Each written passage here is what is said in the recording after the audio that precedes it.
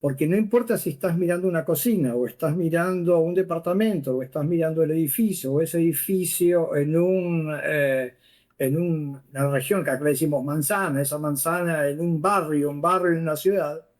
Cuando vos te pones a analizar eso y los comportamientos son muy similares.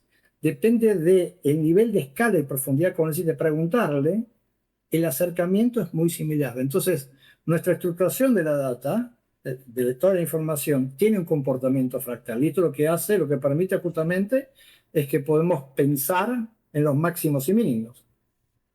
Había un arquitecto finlandés que a mí me encanta, que se llamaba Iiro Saarinen, que él decía, nunca hagas nada, o algo parecido a esto, decía, ¿no? Nunca hagas nada sin tener en cuenta el contexto que lo contiene. Él decía, una silla es una habitación una casa en un entorno urbanístico, un entorno urbanístico en un plano urbanístico. Entonces, siempre vos tenés que conceptualizar eso, ¿no? Y estos mínimos y máximos se tienen que tocar o tienen que ser transaccionables.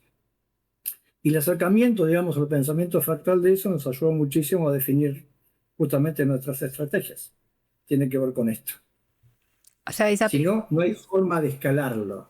claro, habéis En algún aplicado. momento rompe. Imagínate qué es lo que está pasando. Imagínate lo que es la carga de información a nivel territorial. ¿Qué información va a un territorio? Entonces, somos 500 arquitectos que estamos trabajando en una parte de la ciudad. Y hay un pedido que dice, hagamos un modelo BIM que nadie define. Y te dan un modelo que está todo junto, con un montón de información, que después eso va y se pincha en la maqueta territorial. Pero adentro tiene absolutamente todo, desde una lamparita hasta un matafuego, hasta una llave de luz que está hipergraficado y demás. Imagínate cuando eso que está cayendo en una ciudad, cuando se lo pincha. Imagínate que esto es un organismo vivo, como una esponja. Eso chupa toda la información. A ver, la mejor esponja, si le tirás mucha agua, llega un momento que se satura. Y esto es lo que está pasando. ¿Qué cosas tiene que tener un modelo? Y esto tiene mucho que ver con lo fractal. A escala del edificio, ¿qué información tiene que tener a nivel de tu piso? ¿Qué información tiene que ver esa cocina que estás haciendo? ¿Y qué información tiene que tener cuando se va a relacionar con un ejido urbano? Y el problema con las normativas, que muchas veces dicen lo que tenés que hacer, pero no dicen lo que no tenés que hacer. Y a veces decir las cosas que no tenés que hacer resulta más importante que la cosa que tenés que hacer. Es como en la música. Che, en la música es tan importante el sonido, pero cha, cha, cha, chan. Y el silencio suena estridente. Entonces tenemos que tener este tipo de acercamiento. Y esto no se habla. Entre los extremos nadie habla. Dame tu modelo BIM. No abren los archivos. Es imposible que eso se pueda transaccionar. ¿Cuánta información estamos perdiendo en todo caso? Porque nadie está hablando del límite. Este es el tipo de visualización, porque como me preguntaba, sí, hablamos un poquito de BIM. Y es este tipo de complejidades. El tema es, ¿estamos dispuestos a pasar por ahí? ¿Estamos dispuestos a perder las veleidades que tenemos cada uno de nosotros? Porque hay mucho de ego también en esto en medio. Che, ¿vas a perder algo de eso? ¿O tenés que pensar en el otro? ¿Querés pensar en el otro? No, porque a mí no me toca, pero más allá de que no te toque, ya que esto sí es factible, ¿querés hacerlo? ¿Está en tu ADN hacerlo? O sea, estás hablando de otra cosa, no estás hablando de modelo 3D. Esto toca otro tipo de fibras. Es, ¿estás dispuesto a, aunque no te digan que obligatoriamente lo tenés que hacer? Es la primera vez que realmente se puede democratizar la información, o de cualquier manera no. De cualquier manera no. Y esto es un poquito lo que nosotros también hablamos en la empresa. Que pensemos más allá de estos límites, ¿no? Porque después eso no responde. No Sí, sé si respondí a la pregunta, pero sí, por sí, ahí sí, anda. no, estaba pensando que es que además no es solo de la escala fractal a nivel escala 1, 1, 1, 100, 1, 1000, 1, 10.000, sino que también en la propia fase del edificio lo que tienes que poner para que todos puedan manejar ese modelo. Imagino que también había, bueno, lo comentó Fabián, ¿eh? No es que yo sepa, también Pero comentaba eso. imagínate esto, imagínate esto.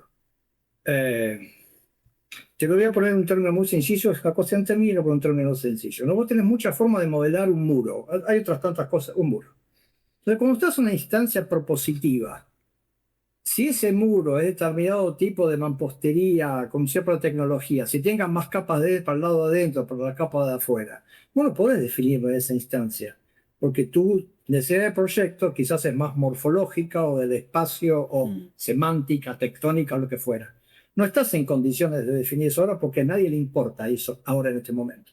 Por lo tanto, lo que vos haces como si fuese un montón de capitas, todo eso va todo junto. Y eso asiste a una instancia. Ahora, cuando eso evoluciona, que va tomando más definiciones, no toma solamente más definiciones, sino que la cantidad de transacciones que se hacen contra ese objeto, transacciones es, necesito más documentación multiescalar, porque mucha escala, poca escala, una escala microscopia, necesito que vos me des los datos. En un momento necesito que vos me digas cuánto me va a salir. Entonces, va a ser tomado por mayor cantidad de gente, con mayor transacción de data, y va a llegar un momento que eso tiene que evolucionar. Porque cuando vos lo llevas a esto, en instancia, no vos pones datos muy precisos, lo vas a construir.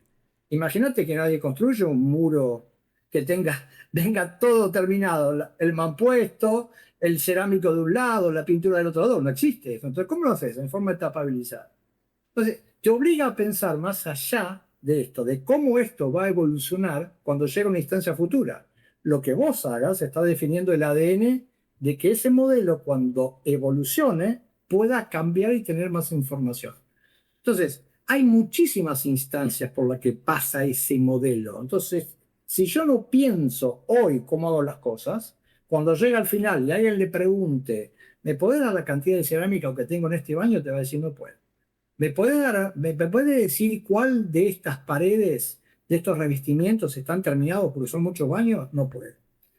Cuando lo tenga que el día de mañana decir, quiero cambiar el baño, no le vas a cambiar toda la mampostería al baño, le vas a cambiar la capa de revestimiento. Es decir, que vas a destruir el muro. O sea, en la realidad que se destruye el muro para cambiar la cinemática de un baño, ¿no? Estamos pensando en una locura. Entonces, estas estructuraciones son las que se tiene que pensar. Porque venimos jugando un juego, no sé si allí lo juegan, pero hay un juego que se llama Damas. La dama tiene una ficha y tiene un tablero, y no es demasiado intelectual el desarrollo de eso. Te como me comeste, cómo me comeste, cómo me comes. Ahora, nosotros cambiamos ahora y parece que estamos jugando un tablero parecido. ¿Por qué? Y en vez de fichas son piezas, y se llama ajedrez. Pero el ajedrez no se juega igual que la dama. Cuando alguien mueve una pieza de ajedrez, está pensando 4, 5, 6, 10 jugadas para adelante. Es un juego de estrategias y de tácticas. Esto es lo mismo. Y con eso construye el ADN. Entonces, si vos no estás en condiciones de afrontar ese pensamiento, no digas que estás haciendo un modelo BIM, porque si este modelo que llevó tanto esfuerzo, tenés tantos datos, no es transaccionable, no es lo que estamos haciendo. No es el juego al que estamos llamados a hacer. Y ese es el gran desafío. Vale, te comes de repente todas las ventajas que tiene hacerlo en BIM. Si te quedas solo en la parte 3D. Imagínate que después dicen, sí, pero el BIM es caro. Sí, sí, sí, ¿por qué? Y porque el estudio de arquitectura es un modelo que cuando llegó a la parte de construcción no respondía. Lo tuvieron que hacer de vuelta.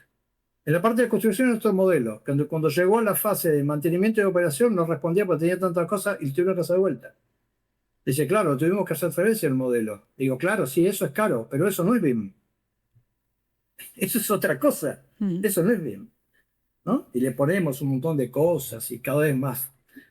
Parece que cuanto más complejo, más grandilocuente y cuanto más complicado sea todo esto, mejor, más BIM suena. Te hablan de BIM y te muestran un super edificio y decís, pero la cucha de mi perro Bobby, no, ¿puede tener un BIM? Sí, lo mismo. Con tu tía Tota también. ¿Está Vale. bien? Y para un estudio de arquitectura o ingeniería así que esté haciendo BIM mal hecho, ¿cómo tiene que hacer para poder hacerlo, conseguir todo su potencial? Mal bien no, sino para conseguir todo el potencial, pero ya ha empezado el recorrido y dices, se puede mejorar. ¿Cómo lo haríamos? Bien, primero te vuelvo a decir una cuestión introspectiva, ¿no? Primero, ¿vos querés hacer esto o querés? Queremos. Bien, viste que hay una película, no sé si la viste, Matrix, ¿no? Sí. Hay una escena en donde uno de esos agentes, de los que estaban cerca del personaje principal, que era Neo, lo va y lo traiciona y se sienta a la mesa a un restaurante con un agente con el cual a traicionar. El tipo mira un bistec ahí que dice, yo sé que es mentira, pero se ve tan real y parece tan rico. ¿Querés despertarte y tomarte la pastilla azul en vez de la roja? Porque por ahí el otro mundo es diferente al que vos te imaginás. Es real. Va a doler. Vas a llegar Sí, lejos. va a Va a doler. doler. Mm. ¿Vos qué querés? ¿Querés seguir mintiéndote o querés decir? Porque esa es la pregunta principal.